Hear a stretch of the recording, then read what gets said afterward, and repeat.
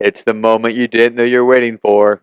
He is Carter. He's Chad. And this is the Irish 365 podcast. Welcome into the Irish 365 podcast rivalry week edition. And it's not just any rivalry. It's the Jewel Tulaley rivalry. It is the Shillelagh USC week. Finally, right? Yes. And, we can talk about this 150 different ways. There's been so much talk about this game in the offseason. This is one of those games, I think Josh Pate, I saw post something on this.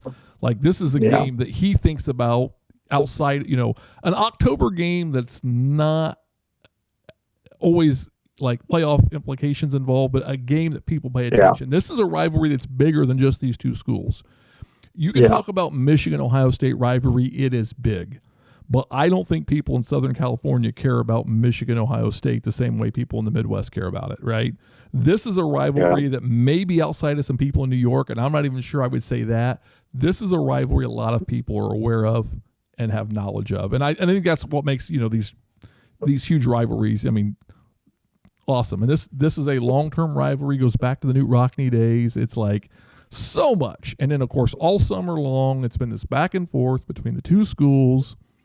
Is it going to continue? Is it not going to continue? They both say they want it to continue, but USC has been a little shady about it, and it all depends on what the 16-team playoff looks like. Is a Big Ten going to be guaranteed 4 games in? They've made complaints about travel, all these other things. Notre Dame has said, well, maybe it's going to be a neutral site. Maybe it's going to be on Netflix, I'm now seeing. Yeah, and Notre Dame said anywhere, anytime. Suit up, strap in, let's go, let's play ball. But, they're trying to say, well, we got an offer to Notre Dame. If they just signed it, it'll continue. Well, okay, what does that offer look like? Is Notre Dame being whiny? I think one of the interesting things was the Marcus Freeman press conference. There was this whole conversation about playing in the snow, and Marcus Freeman's like, hey, if kids don't want to come to the South Bend because they have to play in the snow, they're not the type of competitors we're looking for. And I thought, that's the perfect response. I think I heard Charlie Weiss use listen, if you want to play on Sundays, you better learn to play in the snow because that's what we do in New England when I was there. There's plenty of ways coaches can counter that argument. Yeah, sure, it's great to have 4 years or 3 years at USC where it's, warm weather year-round, never rains in Southern California. But it's also good for the coaches to be able to counter that with some great arguments, and I think Marcus Freeman's got a new spin I hadn't heard before, but I love the spin on it. So, anyway, USC rivalry week. What more do we need to say, right?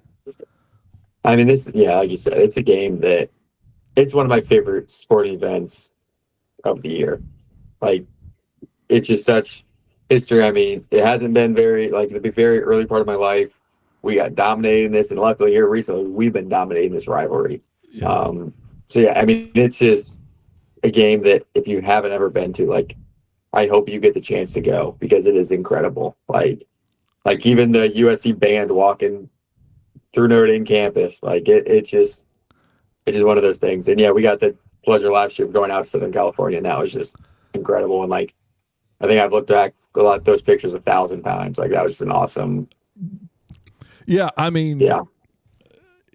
Again, this is one of the big rivalries in your lifetime, and you look at it and the Bush push, it's so iconic. It's just so many great memories of USC, Notre Dame. And they go back, when I was a kid, before I was even conscious of Notre Dame, what it was, and the Joe Montana green jersey game and some of those things. And I love this rivalry. I respect the heck out of USC. I've got friends that attended USC, and I like those people a lot. We just always disagree on the outcome of this game. But it's a rivalry where I respect, but I want to win, right? It's just one of those. To me, it's a great rivalry, and you're right.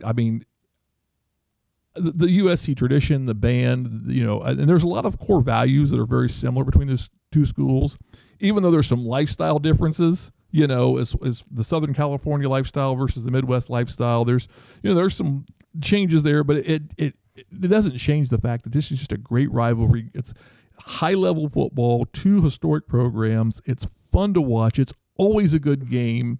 And last year, getting the chance to go out and see USC, it's been on my bucket list for, 30, 40 years. And And to me, it was just awesome that we got the entire crew out there to take part of that game. We got to go to the USC alumni tailgate, which was kind of an interesting perspective to be the green dots in that sea of maroon, and but it was just it just was a perfect opportunity to go see our rival play, and just be on their campus and then see Notre Dame come away with a victory. Just like, love it. And I love, and there's so many great memories of USC Notre Dame in my lifetime. And I know, I was thinking that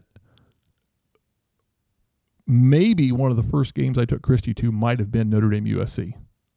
Like, I remember you saying that. Like, I'm pretty sure like that's the first game I ever took her to.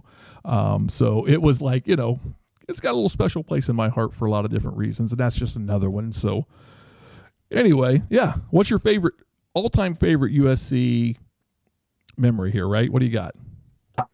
Obviously, last year was very special for so many reasons, but one of my memories I remember forever is when, 3 years ago, I said it'd be 2023, we stormed the field on him. We just crushed Caleb Williams, so many interceptions.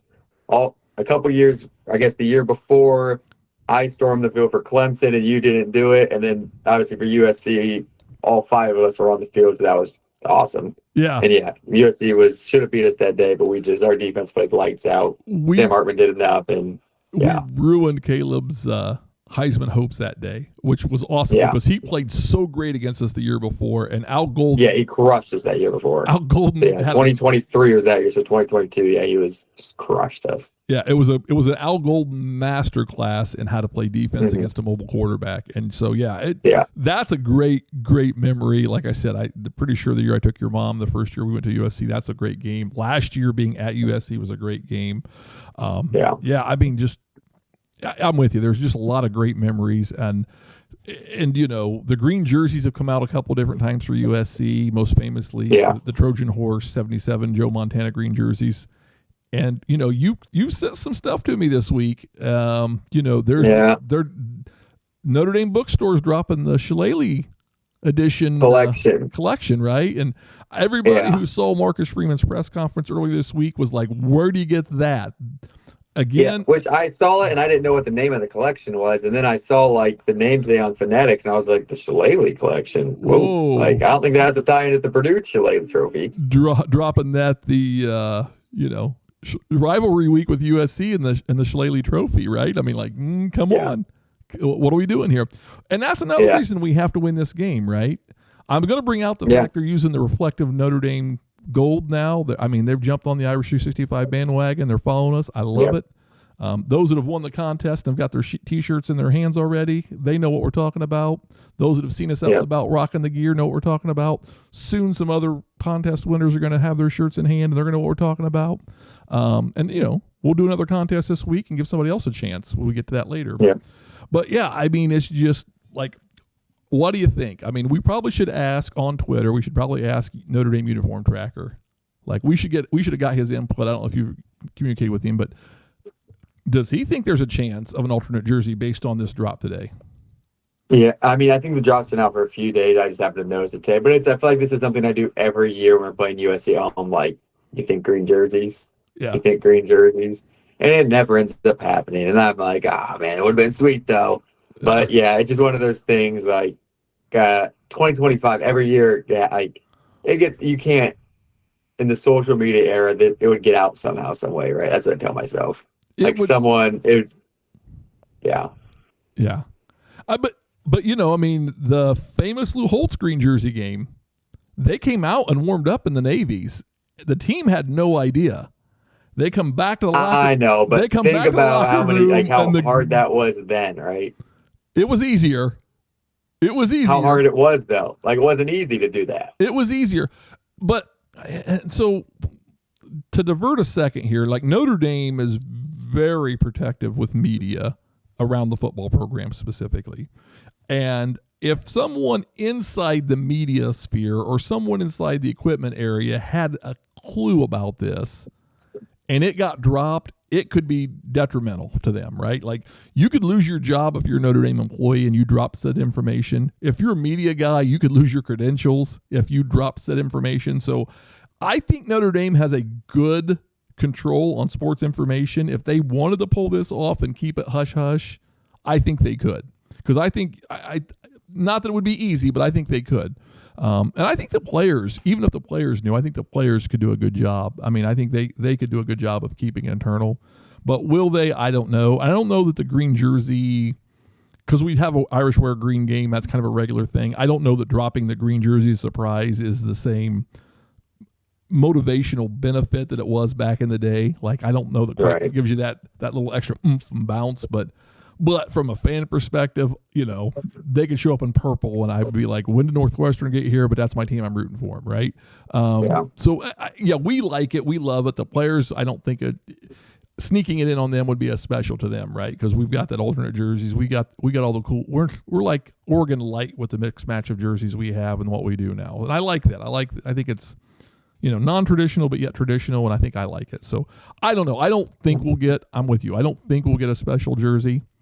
But I keep going back. No Shamrock Series game this year, no drop. So maybe just give me hope. Yeah. I was convinced it was going to be happening for that Navy game, but there's been no announcement for it. So I'm just like, well, maybe we'll see. Yeah, well, maybe they'll have the captains vote on it Friday night, and if the captains decide to wear an alternate jersey, we'll get a drop, and if they decide not to, they'll pack it up. There was the whole rumor of the black jersey last year that never happened. Yeah. So maybe. But all right, we probably should get into this game, though. Let's go. Let's get into the game. We've got into the details. Let's get into the game. So I think the first thing we got to talk about is the weather. Yeah. Like right now, the forecast in South Bend is thunderstorms in the afternoon. Yeah, I mean, it's almost 80 degrees, like it's projected temps. And then, And then it drops to like big storms. 60, and when the storm front comes through, so there's a chance of thunderstorms. And you and I had a little bit of conversation back and forth this week earlier. It's like, I think delaying the game favors USC more than it favors us if we have to push back start time or anything else, just because they're on West Coast time and we're on East Coast time. And, if the game starts at 9:30 at night, it's a whole lot later for us than it is for them, because them it's 6:30 at home. It's kind of a normal start. So. Yeah, and how my head always works, like I remember we've been to a few, we've been to a lot of games, but I can only think of 3 to 4 like rain delays, and everyone I remember has been a 3:30 kick. Yes. Or like have a delay some point in the game. Like usually doesn't happen before the game. Like usually kickoff time doesn't get pushed back. Usually it's some point first or second, third quarter or something, but it's like I can't remember a time where it's a 7:30 game and then you're delaying. It's like, holy cow, like this. And then my mind goes from, my career, like what I do is it's like, how late do they push this game back? Like this game has to take place Saturday night. Like, yeah, because you think about it from the business standpoint, because you understand sports program operations management. Like you got to protect the crowd. You've got rules and regulations in the state, lightning strikes, like all these things. But there's logistical problems there. And what we learned from the last rain delay is Notre Dame shuts off the concession stands during a rain delay. So like they don't sell beer, they don't sell food. Like I'm thinking from a dollars and cents standpoint, that's kind of a missed opportunity. You got that crowd for another hour and a half to drink beer, but it's probably a wise move. But so do they push the game back? Do they try and delay it to the next day? They can't delay it to the next day unless they get a USC agreement. And then you've got the NBC tie-in where NBC don't want this game to happen. And NBC doesn't want it to go to Sunday and become all of a sudden conflict with, the Premier League in the morning or the NFL in the afternoon. So, boy, it's a whole logistical mess from that standpoint. Because it's literally supposed to storm for most of the evening. Yeah, like if this is a high school game, this game's moved to noon. Oh yeah, you're moving it. You're moving it up. Do that. You're moving it up or whatever to avoid weather. And it's not feasible. Like I'm thinking, I think suite tickets right now on the secondary market are somewhere around $1,200 a piece.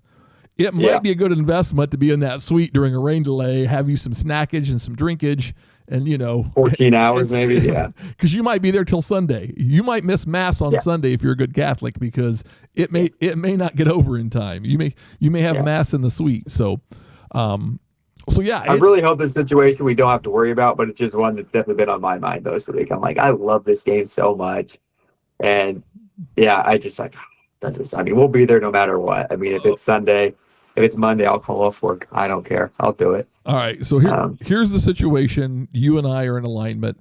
This game could get delayed. It could get ugly. Yeah.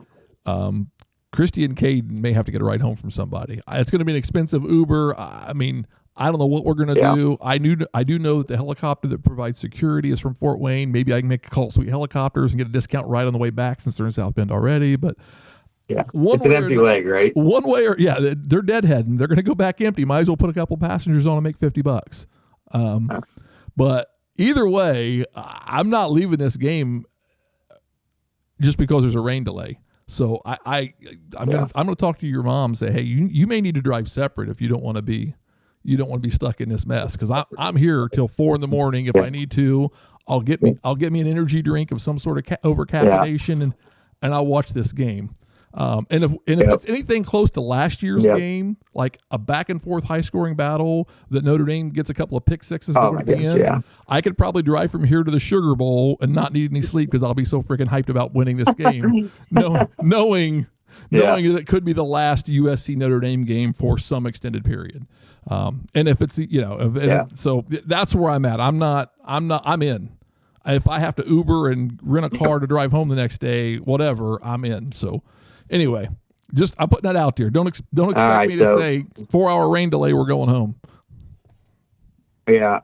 So obviously it's the top 20 matchup here this weekend. Notre Dame. The Irish are 9.5-point favorites, which just feels so big right now, and it was so much higher than I expected. It just in this rivalry, like you've seen so many back and forth games, you've seen so many big moments, but Notre Dame truly has dominated. And I've seen since '77, if it's rained or snowed, Notre Dame is 10-0 against USC at home. So there's a fun fact for you. I like that fun fact. Yeah.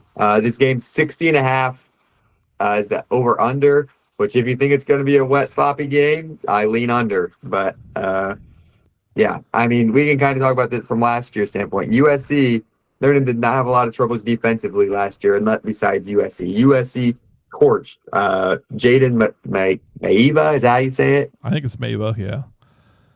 He went off against us. That was kind of his second or third game, if I remember correctly. I think it was his first, wasn't it? He didn't start that game, did he? I thought he started. He did start because he threw 300 yards. Okay. I thought there was an injury and he came in. Oh, maybe he was injured the previous game. I think it was benched. But yeah. Okay, benched or whatever. I think it was his first start, I think. But yeah. I mean, maybe it was his second start. But yeah, he looked great at that game against what I think was a really good in-tune Notre Dame secondary. We had and everybody can go back and say we're not the secondary this year that we were last year. And that's been the case. Yeah. And now we've gotten better the last few weeks. Now we're going to find out, is it aberration? Is it because of the level of the opponent, or are we for real? And so, and hey, you look at what Arkansas did last week against Tennessee, and you got to say, hey, and Ole Miss, and hey, Arkansas is a good team. Like maybe not the best of the SEC, but that's a good team, and we took care of business. So I'm starting to buy in. This South Bend don't break defense is it's getting back to where it should be, where we expect it to be. It's going to become the strength we hoped it would be. But yeah, I mean, and CJ's been a little off, not bad, but just a little off compared to where he was earlier this year. So we're going to need a good game from him. But yeah, I expect USC to be able to put up points. I'm kind of in that category where I'm thinking Big 12 style, right? This is Big 12 style. It's going to be a lot of opportunities for offenses, and I'm thinking even with the rain, I'm thinking it's going to have to rain pretty hard to take away, because the Notre Dame field drains great. It's not going to be standing water. It's not going to, force you to not be able to throw the ball unless it's just raining hard. So I still think there's going to be a lot of passing going on in this game. And I think both quarterbacks are going to have, exceptional games. It's going to be entertaining. I really feel that way. And Malachi Lemon for USC is a very good wide receiver. He's a dude. I mean, it just seems, he's legit. So he's going to get touches. Yeah, and now the interesting part is Rubio's out for the Irish this week. which he's been one of our best defensive tackles, run defense especially. But USC is without their 2 starting running backs. They're their top 2 running backs. One out for the year, one out for a few weeks. So yeah, and that's going to be an interesting. How good is their third string guy? Because it used to be back in the day, like, felt like Pete Carroll could throw a rock out the window of the head coaching office and hit a freaking 5-star running back on campus. I mean, just felt like they had. I was going to say, I think last week was his first start, and I think he had 150 yards. Yeah, so he's not a slouch. No, and and against Michigan, a Michigan defense. So. Yeah, and again, it was against Michigan. It wasn't against some directional school for the blind out of Utah, right? I mean, it was a solid program. That's it was a ranked program. I mean, it was a 15th ranked Michigan team, and he put up yards. He put up so. Notre Dame's going to have their work cut out from them, even if it is a rainy game. Now, I like a rainy game if it forces a lot of run. I like what we can do there. I feel like we can run. Our run blocking has been a little sus the last couple of weeks, but it's gotten itself going, and we're going to have to be complete. But I think we can compete, and I'm feeling good about it in that respect. So, all right. So, what do you think? USC keys to the game here are. What do you think? What do you think USC is going to try and do? Score. And so I think the big thing with Lincoln Riley is he knows how to scheme up a offense against our defense. He's going to he knows we like to play man, and last year we would not get away from that man defense, and he runs a lot of those rub routes, a lot of that stuff where he gets guys open in man defense. So that's got to be their game plan. Just if we're in man, find the easy open receivers, find the guys, get them beating their one-on-one matchup. And if they do anything what they did last year, I mean, they feel like they have a better team than last year, and they only lost to us by 14 points, right? Like, I think it's just throw the ball, see what happens. And that game was closer than the score. I mean, a couple of pick six late. I mean, they were driving and on the way to score, and we just 99 and 100-yard pick six. So even though it was a 14-point game, it was much closer than a 14-point game. Yeah, and then I think if they're throwing all over us, that's when they get the run game going. And yeah, I mean, it's going to be a pass-first team, which you don't say that a whole lot against Notre Dame. But yeah, this team's going to come out throwing the ball. I mean, if it's pouring down rain, that'll be interesting what happens there. But they got to keep Maiva protected. They don't turn the ball over a whole lot. He's got a good completion percentage. I mean, yeah. Don't turn the ball over. Don't do anything uncharacteristic. And yeah, that's their offense, in my opinion. You got anything? Oh no, I think that's it. I think you summed it up pretty well. And I think you got to throw the other thing out there. I mean, Malachi Fields is our wide receiver 1, and I think if he was on that USC team, he's probably wide receiver 3. I mean, so there's clearly a separation in talent of receiver at USC to Notre Dame. So I think that's going to be a challenge. They're going to throw the ball. It's going to be a challenge for our secondary. Do we play man? Do we play zone? Their quarterback can be mobile if need be. He's not going to take off first. He's not going to run first, throw second, but he can be mobile. So the run game is going to be there. They're going to be balanced. They're going to be a challenge, and it's going to be how good are we? Because they may offensively be one of the top, if not the top. They may be one of the top teams we face offensively this year for sure. I mean, I think Miami was really good. I think A&M was good. I think Arkansas was good. But I don't know if I'd put them ahead of Miami, but I'd probably put them ahead of A&M. And if I'm not putting them ahead of A&M, it's going to be right there behind it. If I was ranking I'd say Miami, maybe USC, A&M, and then Arkansas is how I'd rank the offenses we face. So it's going to be a challenge. Yeah. And I just want to this USC team's going to throw the ball. Here's how many passes he's thrown in the last few games. He threw 32 against Michigan, 43 against Illinois, 26 against Michigan State. They're throwing the rock. Yeah. But they have struggled when they've had to travel east. I don't know why that is. They're great at home, and they've struggled. And you've heard Lincoln Riley complain about it, and the travel, and it's like, well, you're the Big Ten. 80% of the schools are east of the Mississippi. What'd you expect? Now, that's a whole other conversation we can have later, because is Lincoln Riley happy when he left to go to the USC? Did he know they were going to be going to the Big Ten shortly after? or was that a surprise to him? And I've heard both stories. And if it was a surprise to him and this coaching carousel that's going to happen at the end of this season starts to take off, he's got to be a name people are talking about, right? There's got to be a place for him to go if he wants to go someplace else. I don't see him going to the SEC, but boy, could he look at that Penn State job and get stupid money thrown at him and say, I've got a lot of resources there, but I don't have to deal with the complexity of the travel nearly as much, because the trip to UCLA and the trip to USC is only one big trip a year, not everything else is more regional, if you will. At least not 5 big trips a year. Yeah, right. So, I mean, that could be interesting. Now, if he wins this game and he's got himself in playoff contention, that changes his outlook on how things are at USC, because he's got a good team. He's building momentum. He's getting there. It's just not gone as fast as he would like. But, yeah, so I think that'll be interesting. Now, if he loses this game and they kind of fall out of that playoff contention, because the Big Ten is not going to favor them in that respect, does he say, hey, I'm open. Someone want to throw a stupid amount of money at me, I'll bill. Yeah. It comes down to what his buyout is at USC, and I don't know what that looks like. So I can't imagine someone leaving USC and going somewhere else in the Big Ten. I at least I can't see Lincoln Riley doing that, but I think it's a possibility. I can't see him going to the SEC if a job opens up there, but you never know. I think it'll be an interesting conversation for January when the coaching carousel opens up, where he falls. So Notre Dame defensively, I mean, we got to do what we do well. We got to find a way to get pressure on the quarterback. If we can run stop and get pressure on the quarterback, I think our secondary will be all right. If we don't get pressure on the quarterback, our secondary is going to have a long day ahead of them. You see it any differently? No, got to get pressure. Got to force turnovers. Yeah, keep forcing turnovers. Keep getting pressure. If that happens, could be a very great day in South Bend. Yeah. So then you go flip the other side of the ball. Notre Dame offense. What do you think?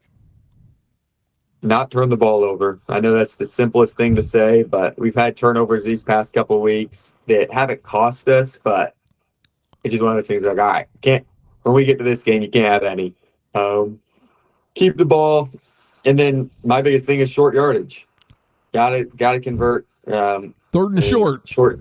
Yep. Yeah. Cannot get stopped on. You can't get the 2nd and 2 and then go 3. Not get a first down, right? You got to go get those first down. And you got to score in the red zone. Yes. Even if you take a field goal, you got to score in the red zone. Yeah.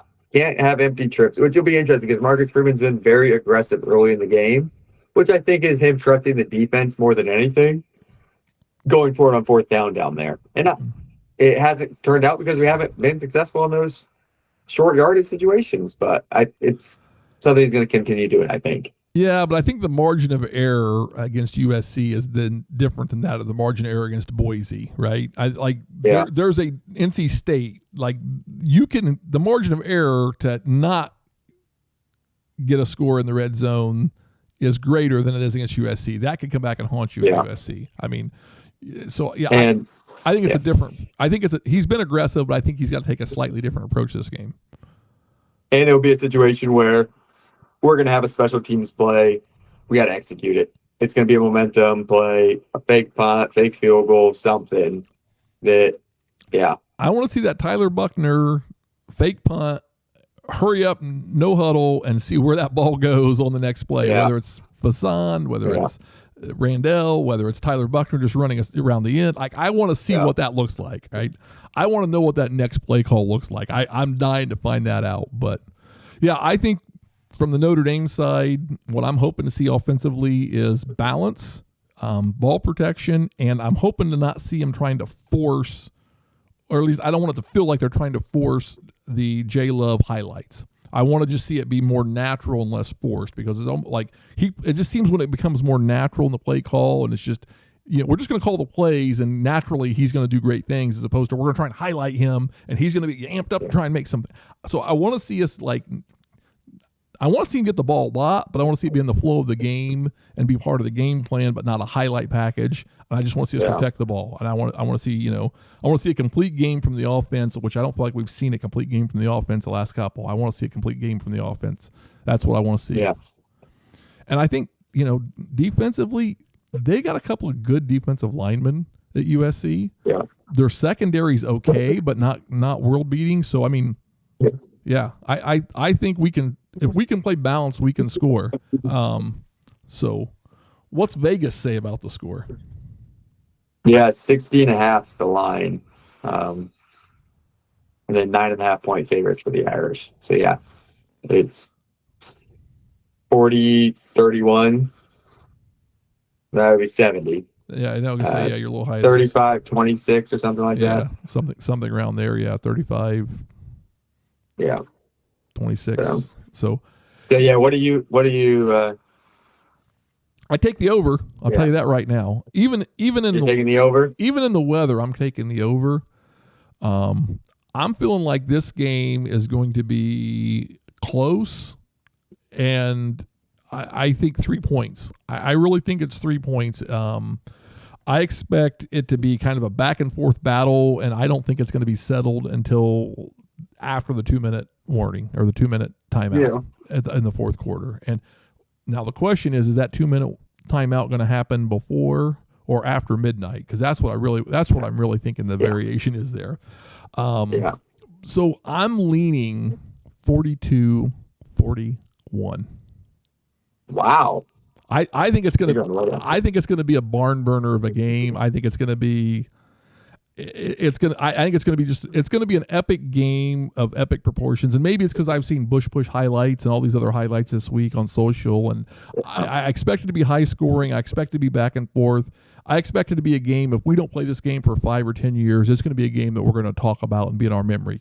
Good, bad, or indifferent, it's going to be in our memory for various reasons, and I think the final outcome is going to be part of it, how it finished. And, I'd love nothing more than have, Jeremiah Love score with a minute 30 on the clock because CJ Carr pushed him over the freaking goal line, because that's legal now. I'd love nothing more than it's allowed now. Yeah.